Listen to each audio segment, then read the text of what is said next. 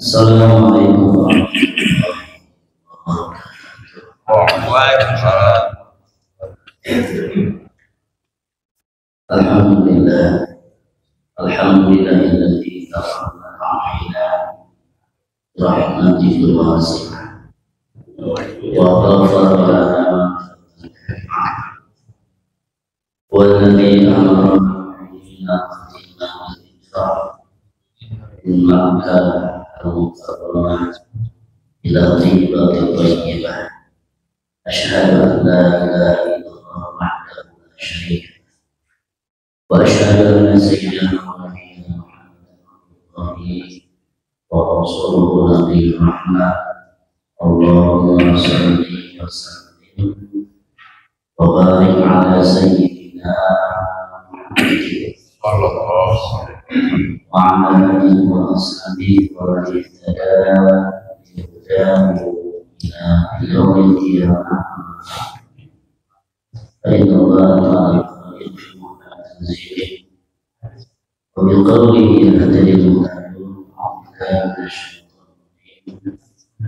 ومن يهاجر في سبيل الله يأتي في الأرض مهاجرا كثيرا وسعا ومن يخرج من بيته مهاجرا إلى الله ورسوله ثم يدركه الموت فقد وقع أجره على الله وكان الله غفورا رحيما. وقال رسول الله صلى الله عليه وسلم إنما الأعمال بالنيات وإنما لكل امرئ ما نوى.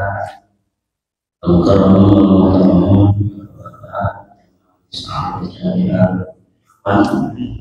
ya Allah Subhanahu wa taala, khusus Bapak Dewan Kemakmuran Ketua Dewan Masjid jajarannya, para penjaga samping, para satuan dan semua yang ada di sini, semoga senantiasa berada dalam Allah, memperoleh rahmat Allah, inayah dari Allah, semoga senantiasa mencintai serta kehidupan.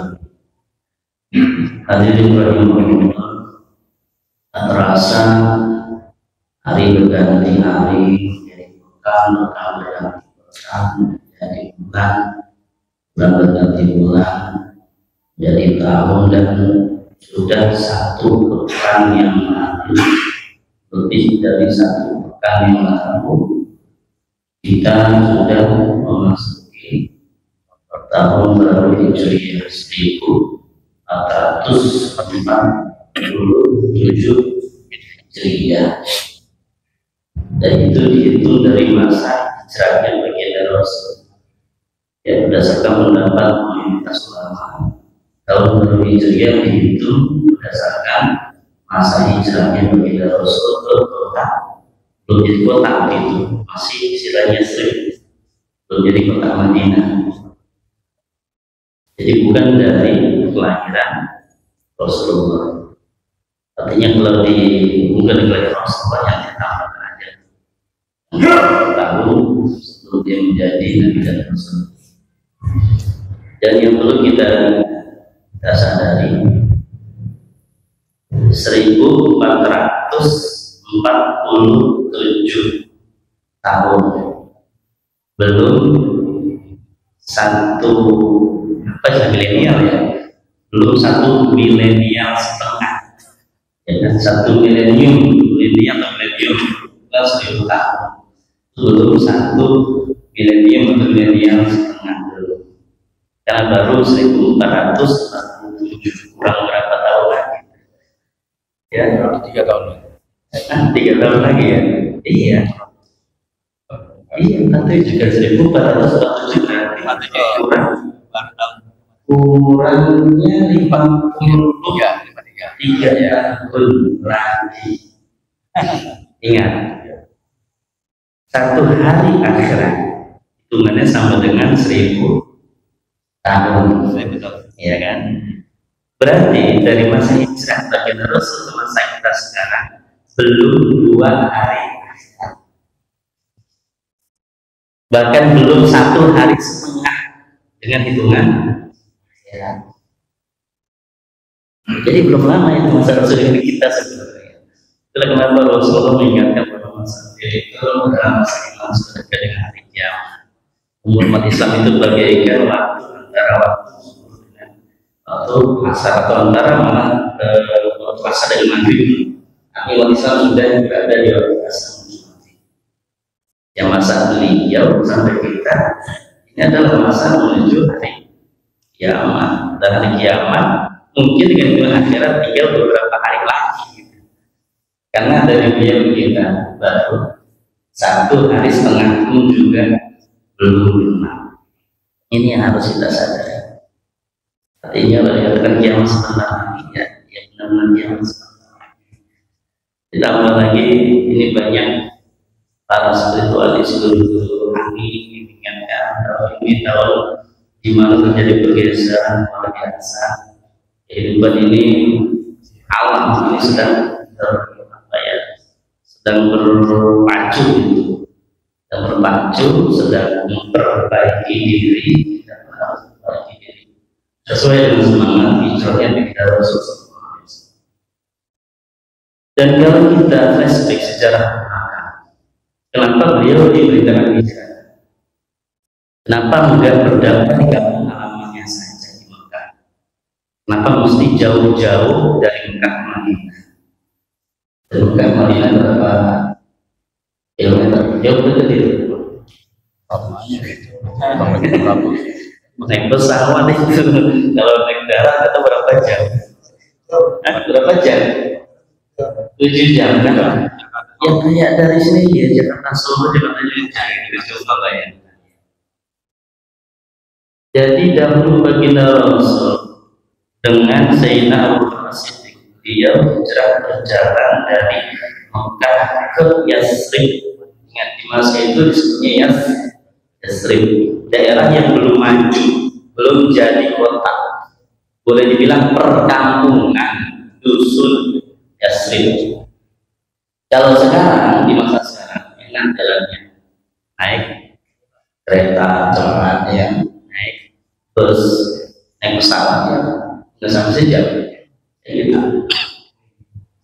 Nah di masa beliau kita bayangkan orang jalan dari Jakarta ke Jogja atau ke Solo, bayangkan aja dengan keadaan yang luar biasa, wilayahnya padang pasir, batu-batuan curam, kalau siang panasnya minta ampun, kalau malam, kalau itu musim dingin, ngeri dingin. Luar biasa. Itulah tugas umat Islam di masa kita. Rasulullah hijrahnya sebelum berdua setelah yang lain hijrah sebelumnya. Yang siap hijrah dipersilakan hijrah dia hijrah terakhir dengan Sayyidina Abu Bakar As-Siddiq. Itu setelah hijrah yang Allah perintahkan ke Habsyah, Ethiopia. Kembali ke pertanyaan tadi, kenapa dia hijrah? Sebagaimana kita ketahui dalam sejarah, Islam di kota kelahirannya ternyata justru bukan diterima dengan lapang dada. Sebaliknya, malah diembargo. Rasulullah dan para sahabat yang masih Islam diembargo, dibenci, bahkan membenci beliau. Di antaranya adalah keluarga terdekatnya, pamannya siapa? Abu Lahab. Ya biasa. Yang berdakwah paman sendiri yang dulu pas dia lahir saking senangnya punya seorang keponakan laki-laki yang ganteng banget. Akhirnya kamu udah saya itu malah nggak dapat dari yang terpilih menjadi umat Rasul. Justru yang menerima ajakan beliau malah yang apalagi yang terjauh yang adalah Sayyidina Salman Al-Farisi. Apa Farisi artinya? Orang Persia. Itu yang sekarang lagi ngomongin ini Apa Afif mana Persia? Irak, Persia Irak. Sekarang jadi Irak, dulunya disebut Persia. Faris. Jadi Sinasam Al-Faris itu orang sama Persia. Dan beliau itu merupakan keyakinan sampai kemudian yang menemukan keyakinan yang benar. Benar-benar membuat beliau juga untuk masuk Islam. Itu ajarannya baginda Rasulullah SAW.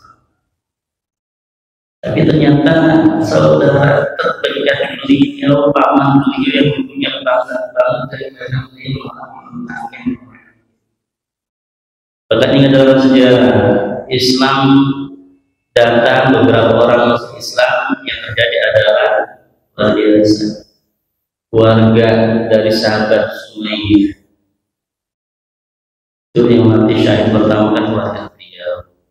Ibunya wafat, bapaknya wafat, keluarga wafat, diseret pakai kuda, tangan kanan, kaki kanan diikat ke kuda, dicampur supaya kuda lari ke kanan, kaki kiri, tangan kiri disatu diikat ke kuda sebelah kiri, campur kuda yang ada.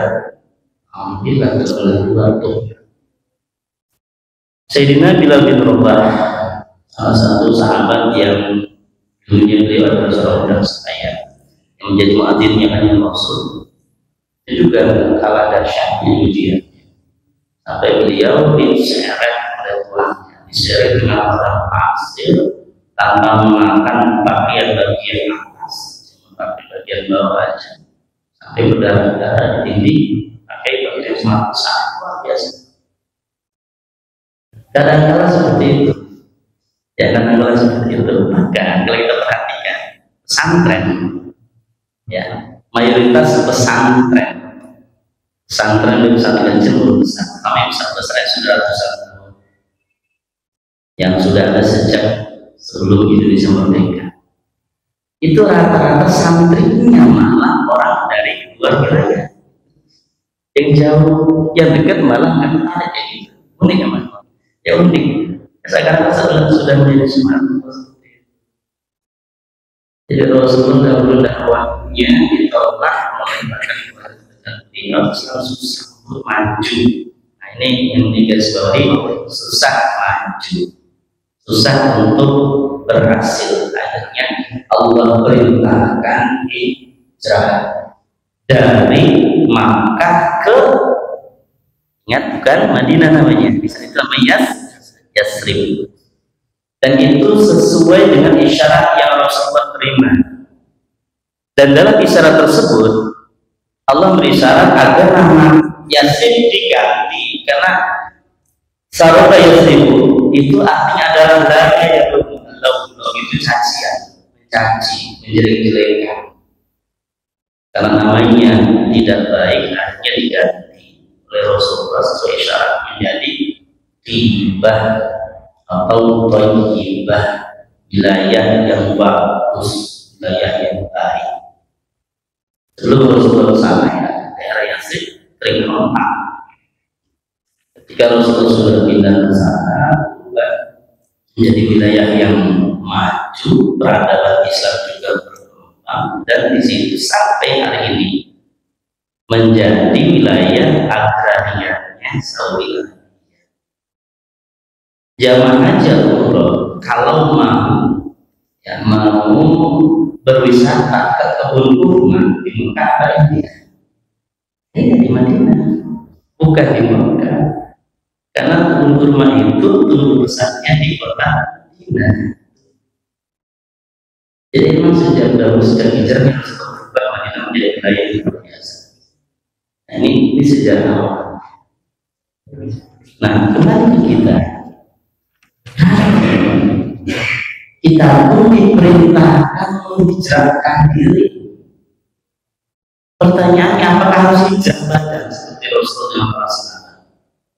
Tergantung.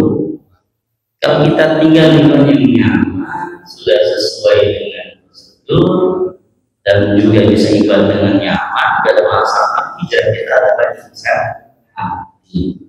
Hijrah kondisi hati, kondisi keimanan lama kita dari yang kurang baik menjadi baik, yang baik menjadi lebih baik, dari yang mungkin biasanya senantiasa melaksanakan perkara bid'ah menjadi sunnah, dari yang bid'ah dhalalah menjadi bid'ah hasanah. Namanya bid'ah menurut para ulama sejak zaman Imam Syafi'i juga dibahkan sejak dulu dari para imam di madzhab Syafi'i, itu Imam Izzuddin Abu Sa'd. Bahkan Imam Syafi'i sudah membagi yang bid'ah itu ada yang baik, ada yang buruk. Nah sementara kalau ada ulama yang bilang bid'ah itu sesat, maksudnya adalah bid'ah yang dhalalah. Semua sepakat kalau bid'ah dhalalah sesat. Sementara ada yang mengistilahkan bid'ah yang sejalan dengan Islam dengan istilah bid'ah hasanah, yang lain tidak diistilahkan dengan bid'ah tapi dengan istilah lain, istilah sunnah. Sebenarnya sama, pendapatnya sama, hanya beda istilah. Sayangnya di zaman sekarang kadang ada yang berlaku salah. Akhirnya segala sesuatu yang tidak ada di masa Rasul tanpa memandang itu sejarah ajaran Islam dianggap bid'ah yang sampai dan harus dicek. Nah kembali ke masalah hijrah tadi. Di masa itu Rasulullah itu ketika ayat yang tadi kan masalah, beliau menceritakan ada kisah yang cocok dengan ayat tadi. Kita bahas dulu ayatnya. Tadi ayatnya menyatakan bahwa yuhajir fi sabilillah yajid fil ardi muraghaman katsiran was'a. Siapa saja yang berhijrah yuhajir fi sabilillah, di jalan Allah, yajid fil ardi, niscaya dia akan menemukan di muka bumi muraghaman katsiran was'a, tempat hijrah yang luas, rezeki yang lapang. Banyak di situ maksudnya banyak tempat hijrah luas. Kemudian rezekinya juga lapang. Itu jadi Allah. Kalau niat hijrahnya benar, kalau niat hijrahnya benar, ada kasus di masa lalu ada yang niat hijrahnya salah. Nah, yang niat hijrahnya salah pernah jadi ada saat jika Rasulullah mengadakan hijrah, yang niat hijrahnya demi Allah menggapai mahabbahnya, cintanya kepada Rasul. Ternyata kalau dia juga tujuan utama dia hijrah, yang lain orientasinya adalah perempuan yang dikasih punya Qais, ibunya Qais, seperti itu namanya. Dan sahabat itu ditutupi itu siapa gitu sengaja, karena itu kan ada ranah di sana. Kata ulama hadis kemudian sengaja menyembunyikan namanya, walaupun ada juga yang mungkin kan biasanya nggak secara langsung. Jadi ada sahabat yang hijrah, tapi dia hijrah supaya bisa ketemu kekasihnya yang diberi dunia, diberi Qais. Kalau disebut ibunya Qais berarti perawan janda. Perawan apa janda ini? Iya, tapi janda kan. Ya hijrah itu soal janda cantik coba ya. Dia udah hijrah ke sana, akhirnya ya dapat itu, dapat memperoleh kekasihnya, dia nikahin. Tapi kan pahalanya jadi nggak seperti yang jadi pahalanya bukan pahala untuk memperoleh itu Allah, itu Rasulullah, tahuan oleh Rasulullah. Akhirnya disebutkanlah hadis innama amalunya wa innama likulli imrin segala perbuatan tergantung pada niatnya. Wa innama likulli imrin setiap orang hanya akan memperoleh apa yang dia niatkan. Taman dan hijrah tubuh ila Allah wa Rasulih, siapa saja hijrahnya adalah untuk menggapai Allah dan Rasulnya, hijrah tubuh ila Allah wa Rasulih, maka hijrah itu tercatat sebagai orang yang oleh itu cinta Rasulullah. Wamangkan hijrah, siapa saja hijrahnya di dunia yang sibuk untuk peroleh harta dunia, awil muratin jada sambaja, atau wanita. Kalau hadis saya menyatakan yang akan dia nikahi. Fahijratuhu ila ma hajara ilaihi, maka hijrahnya memperoleh apa yang dia niatkan. Dan hadis ini menjadi hadis utama di setiap kitab hadis, pasti ada hadis niat. Bahkan bab fikih, setiap babnya dimulai dari niat sholat, bab puasa, niat puasa, dan hadisnya ada seperti itu. Untuk mengingatkan kepada kita bahwa niat itu sama mungkin kita hidup di dunia niat yang apa? Ingat nggak dahulu kita hidup di alam arwah? Kan kita terpilih menjadi manusia benar. Saudara-saudara kita bukan lagi ribuan, miliaran saudara-saudara kita berkorban demi kita satu nih, demi kita satu yang hidup. Tapi ingat ya, arwah kita menyatu jadi udah biasa. Kita sudah pernah berjanji. Kita udah niat di situ. Apa niat kita? Ingat. Nah ingat lupa tuh. Makanya diingat ya, harus diingatkan. Diingatkan. Apa yang dinyatakan kepada Inna Allahumma ala samawati wal jibal. Sesungguhnya kami Allah sudah menawarkan amanah untuk menjadi makhluk yang taat kepada Allah secara ikhtiari. Arti ikhtiari, dia bebas memilih mau taat silahkan, enggak taatnya mundur asal siap dengan konsekuensinya. Beda dari makhluk yang lain. Malaikat taatnya itu ijbari, taatnya sudah kayak gitu. Sejak diciptakan sudah taat, dia nggak bisa taat. Yang malaikat pasti taat. Dan malaikat yang diciptakan ada yang mulai diciptakan sampai yaumul kiamah hanya sujud saja, ada yang rukuk saja, ada yang baca tasbih saja, baca tahlil saja, dan sebagainya. Lalu kita pas akhir orang langsung sujud sampai kiamat. Ada yang sanggup. Orang sholat tarawih dalam diri yang sholat tarawih sholat biasa tidak lama. Itu malaikat luar biasa. Nah ketika kita dahulu kemudian siap nyatakan untuk mengembang amal itu, sementara yang lain nggak sanggup, berarti ya itu yang kita sudah. Dan tadi sudah ternyata kalau kita aman sama tiba-tiba tawarin ke langit, ke bumi, gunung-gunung, fa'abaina ayyahillah, semuanya mudah untuk mengembang amal. Wasyarna minha bersangka menyebutkan tersebut. Tapi ingat akhirnya wahamalah insan, manusia manusia pemanaman tadi innahu kana zaluman jahula. Sesungguhnya manusia itu banyak sekali berbuat zalim, jahul banyak gak tahunya. Kita jadi Quran diingat di situ. Kita pernah niat dalam alas tubirotikum orang pada syahid bahwa kita menyatakan Allah sebagai Rabb kita dalam arwah kita pas jadi manusia lupa itu semua. Ingatkan kembali dengan mempelajari kitab suci. Itulah yang kita sesungguhnya di dunia mengabdikan diri kepada Allah Subhanahu wa Ta'ala. Ketika pengabdian diri kita terhalang, disitulah saatnya hijrah. Dan bagian orang lagi yang hijrah batin, artinya ibadahnya ditingkatkan, semuanya ditingkatkan. Coba kita lihat dulu gimana tadi dan jizil ardi dorong hasil besar. Ya kalau mungkin juga bumi tempat hijrah yang banyak, maksudnya yang luas dari sini yang lapang. Wa may yakhruj min baitihi muhajiran ilallahi wa rasulih.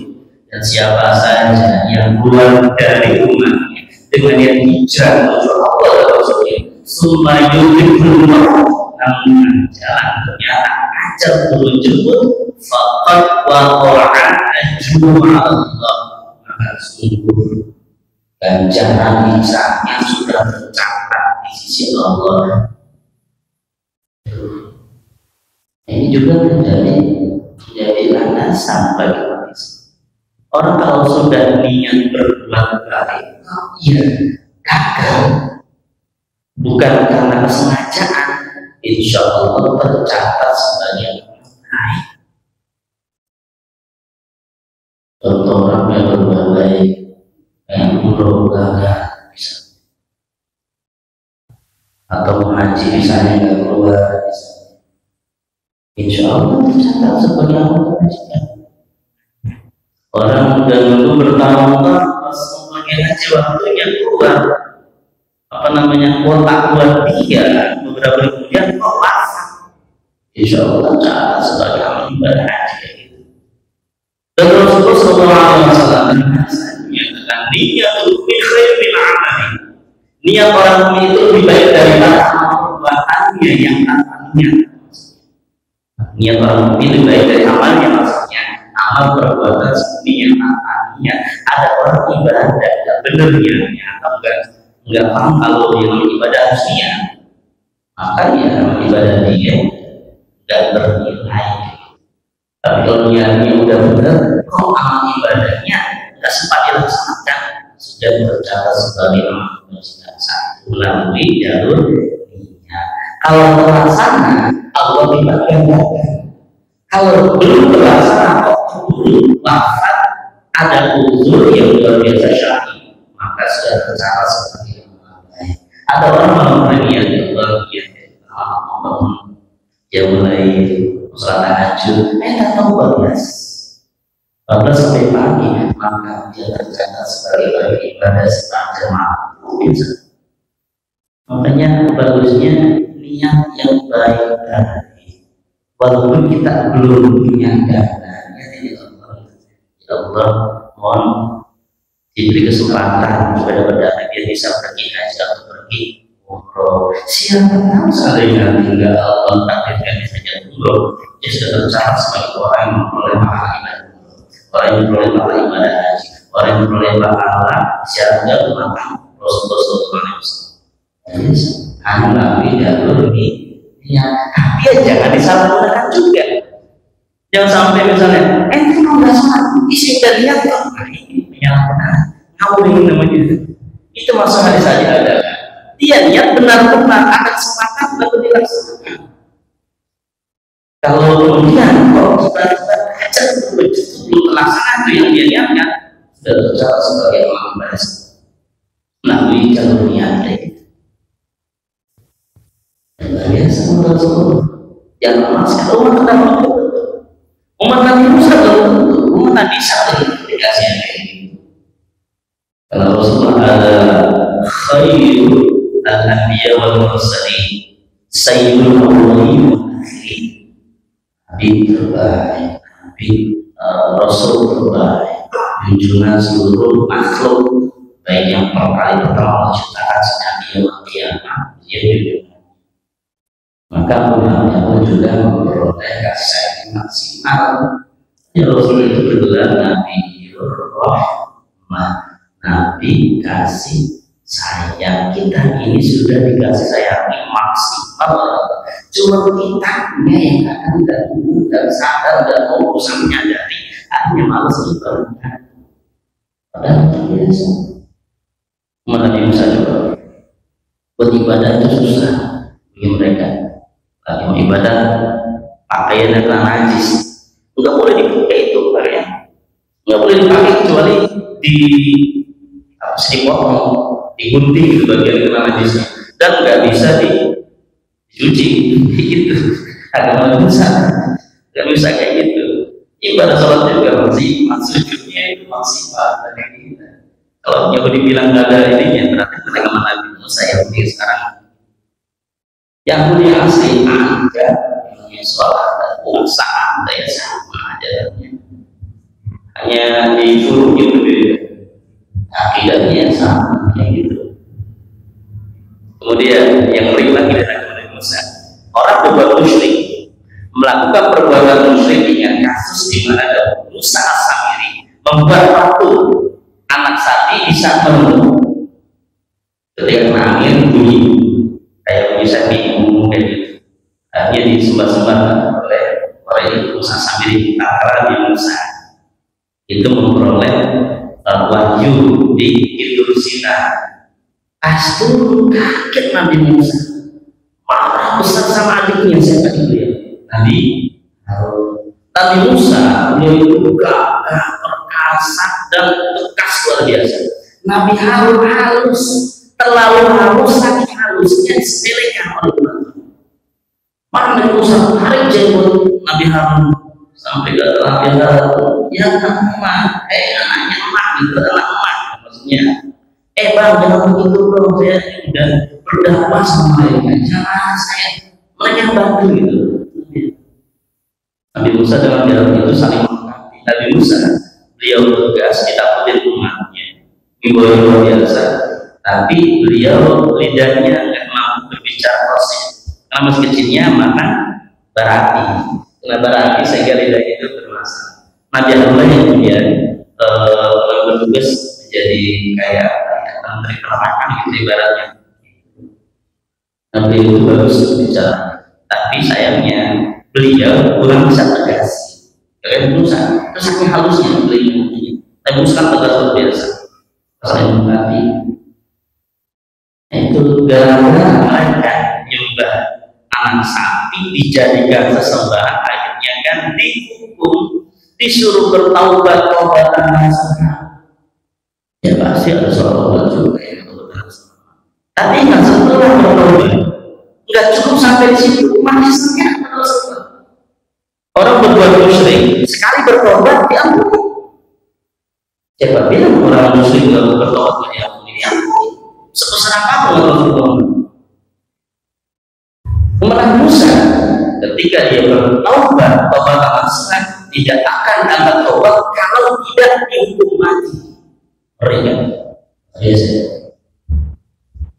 ini Quran bisa faktul anfusan dari khairul min dalam bunuh diri kalian, maksud kamu diri nanti dihukum mati oleh petugas dari umat beliau sendiri yang ditugaskan Nabi Musa menghormati orang yang musyrik nanti. Jika dia dihukum mati sudah yang Allah fatah alaikum, Allah mengampuni sampai kalau enggak dihukum mati. Umat Rasulullah berbuat musyrik kemudian bertobat dan bernasab diampuni. Enggak ada dosa yang diampuni kalau bertobat dan bernasab. Nah, sedangkan dalil menyatakan apa itu? Innallaha la yaghfiru an yushraka bihi wa yaghfiru ma duna dzalika liman yasha. Nah, ini jangan sampai dari Innallaha la yaghfiru an yushraka bihi, sesungguhnya Allah tidak akan mengampuni dosa musyrik, orang musyrik kepadanya, atau musyrikan Allah. Allah tidak mengampuni. Wa yaghfiru ma duna dzalika liman yasha, dan Allah akan mengampuni dosa di bawah dosa musyrik. Itu artinya kalau orang itu tidak bertaubat. Karena gini, kalau dosa kecil. Ada orang berdosa kecil tapi dosanya bukan hak adami, bukan hak sesama manusia. Dia berdosanya meninggalkan sholatnya atau berbuat sesuatu yang melarang. Kemudian dia lupa kalau itu belum disifatkan, dia lupa kalau itu belum dia tertobatkan. Dengan doa umat Islam ketika baca doa baru pada seluruh umat Islam sedunia itu bisa mengampuni dosa kecil. Kita baca doanya Allahumma ighfir lil mu'minina wal mu'minat wal muslimina wal muslimat al-ahya'i. Apa yang baca al-ahya'at itu sekawal satu. Ibu mengambat. Ini ampuni. Umatnya Rasulullah kalau dosa kecil, dosa sama Allah bisa ampuni melalui doa orang lain. Tapi kalau dosanya berupa musyrik tidak akan diampuni kecuali benar-benar bertobat dengan tobatan nasuha. Umat Nabi Musa dan kalau belum dihukum mati nggak bakal diampuni. Luar biasa. Kita bersyukur kita jadi umat Rasulullah, dan kita juga bersyukur kita jadi umat Rasulullah jauh setelah Rasulullah ada. Kenapa? Bukankah enak hidup di masa Rasulullah? Bukan luar biasa telah melampaukan aulinya masa-masa setelahnya.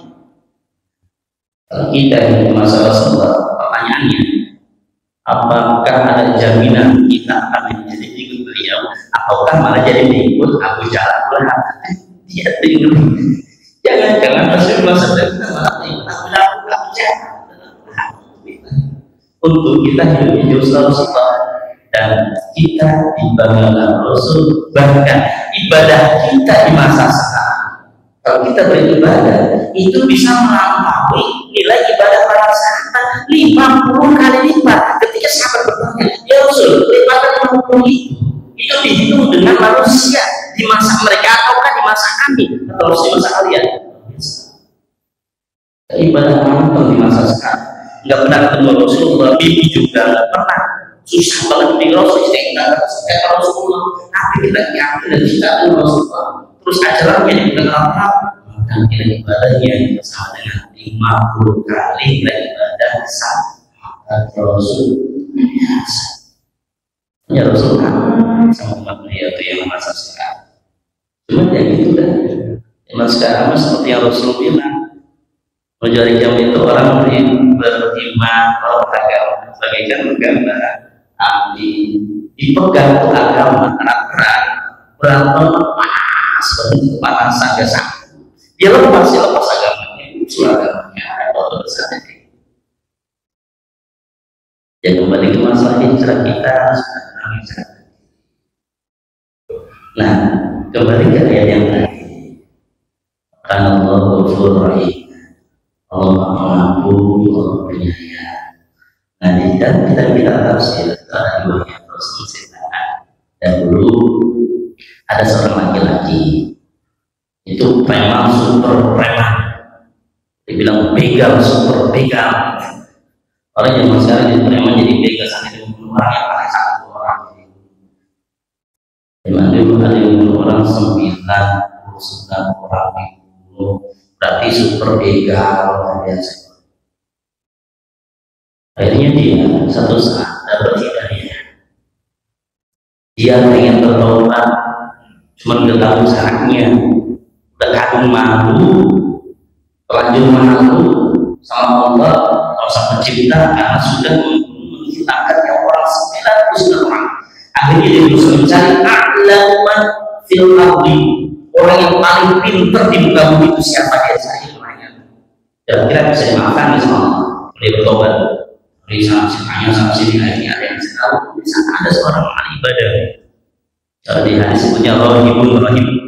Artinya orang yang ibadah di mana? Luar biasa. Datanglah dia sebagai tadi.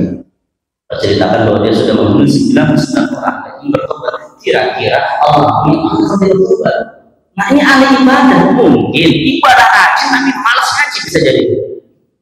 Sudah ahli ibadah, ilmunya dipertanyakan, gak paham, rahmat, dakwah, langsung dia bilang, wow, banyak urusan gak bakalan terima.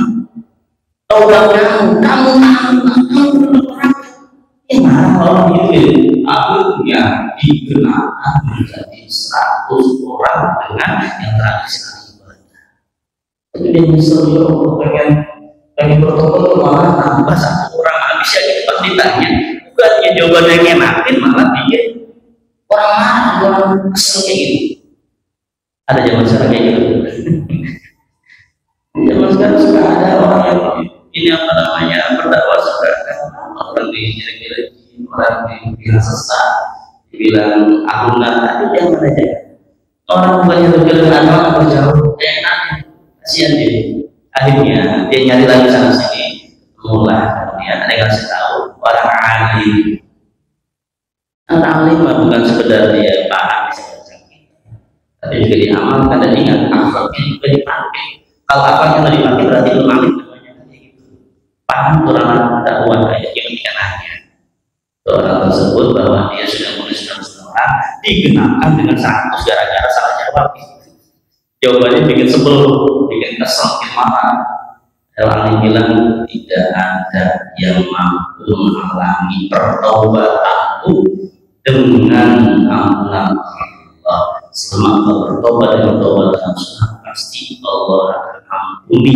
Tapi kondisimu sekarang ini tidak baik. Engkau hidup di lingkungan yang tidak baik, jauh dari agama. Kebetulan dia memang preman, dia bilang preman. Akhirnya kasih tahu kita kamu hijrah ke tempat lain. Hijrah ke tempat lain yang di sana itu ibadah, kamu bisa belajar di sana. Dan juga bisa ibadah di sana bareng-bareng dengan orang-orang yang baik-baik itu Allah soleh. Akhirnya hijrah lagi sesuai dengan ajaran si Muhammad tadi. Ternyata sampai tengah perjalanan ajar keburu sampai itu habis ajalnya. Waktu dia untuk hidup habis, malaikat Israel cabut nyawanya di tengah-tengah itu, pas di tengah-tengah. Kalau misalnya tempat hijrah itu tempat pertama dia hidup di sini, tempat hijrahnya berarti di sini di tengah-tengah. Kalau tengah-tengah, malaikat juga berebut. Ada malaikat rahmah, ada malaikat rahmat, malaikat siksa. Bilang nih kami berhak membawa orang ini siap-siap dulu sisa. Karena dia sudah membunuh 99 orang ibadah. Yang satunya malaikat rahmat bilang juga dia sudah niat untuk bertobat, niat berbuat baik. Orang itu baru niat bertaubat, belum berusaha bertobat dengan sungguhnya, belum dia sholat pertobatan, belum belajar agama dan sebagainya, baru dia bertobat dulu. Tapi hujan para malaikat rahmat ada benernya. Akhirnya Allah utuslah malaikat yang menjadi hakam, menjadi tengah, menjelma jadi manusia. Ceritakan coba kedua malaikat yang sedang berkata itu, kami menjadi ini dari tengahnya, suruh mereka mengukur jaraknya jauh mana lebih dekat ke mana itu. Ternyata orang tadi berada di tengah perjalanan, pas diukur ini bagian pada dia yang atas itu lebih dekat sejengkal ke sini tempat kerja. Gara-gara bagian sejengkal hijrah artinya diterima taubatnya oleh Allah Subhanahu wa Ta'ala dengan niat. Jadi niat itu bukan perkara sepele. Niat bukan perkara sepele. Makanya kita dalam madhab Syafi'i dunia diajarkan untuk menguatkan hati, lafalkan buat menguatkan. Bukan berarti orang yang nggak pakai usul itu dia sholatnya nggak sah, tetap sah kalau dia niat hati. Khawatir kurang mantap, khawatir nanti akan berantem, disunahkan untuk dilafalkan. Jadi kita juga tidak menyalahkan saudara-saudara kita yang mungkin ikut mendapat mazhab yang berbeda dengan syarat memang dia tahu ilmunya. Jangan sampai sekedar ikutan gitu.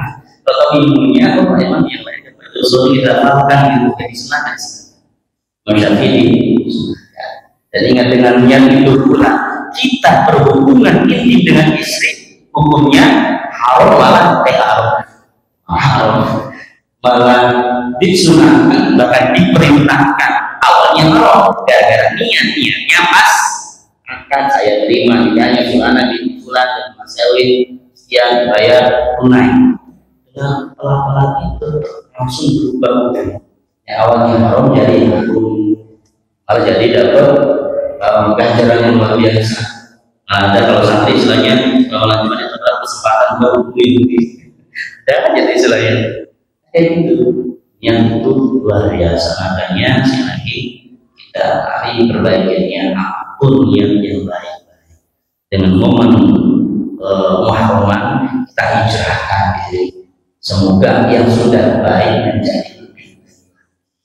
Nah biar lebih baik lagi ini. Kalau kita berzikir, kita baca Quran tanpa kita paham isinya, asal benar tajwidnya berpahala.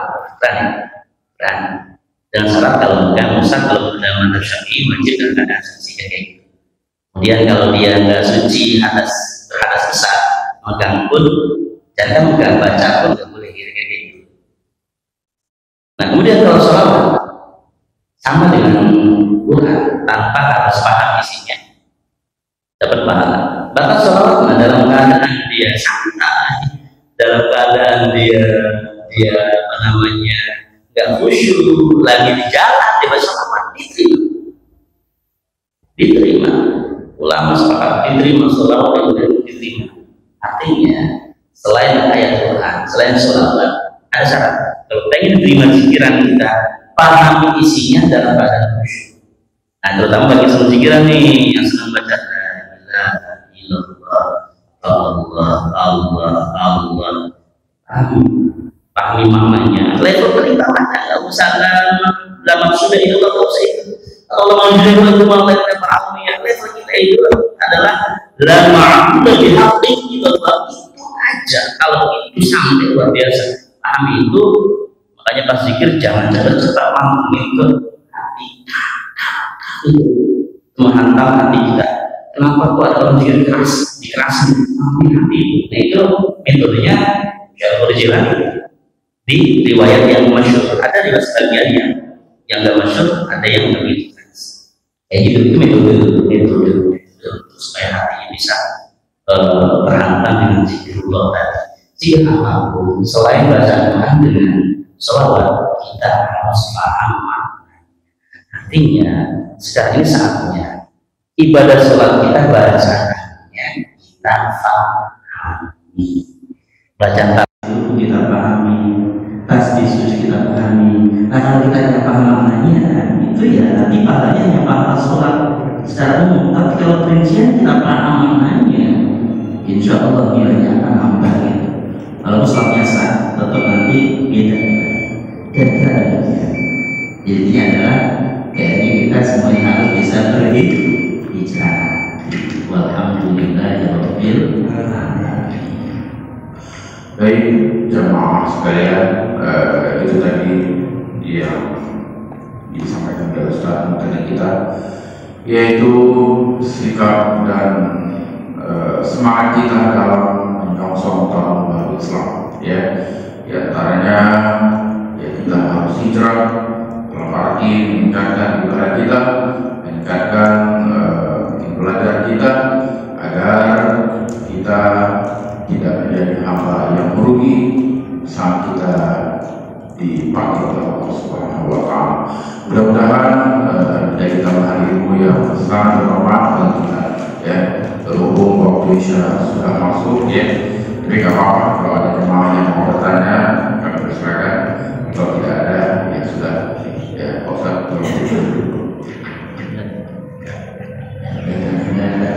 Kurang lebihnya mohon maaf, dan semoga kita menjadi sederhana berkat kita di akhirat nanti. Dan mari kita akhiri dengan membaca doa kafaratul majlis barakah. Bismillahirrahmanirrahim. Subhanallah wa bihamdihi, asyhadu an la ilaha illa anta, astaghfiruka wa atubu ilaik. Allahumma fi hadina wa tariq. Wassalamualaikum warahmatullahi wabarakatuh. Waalaikumsalam.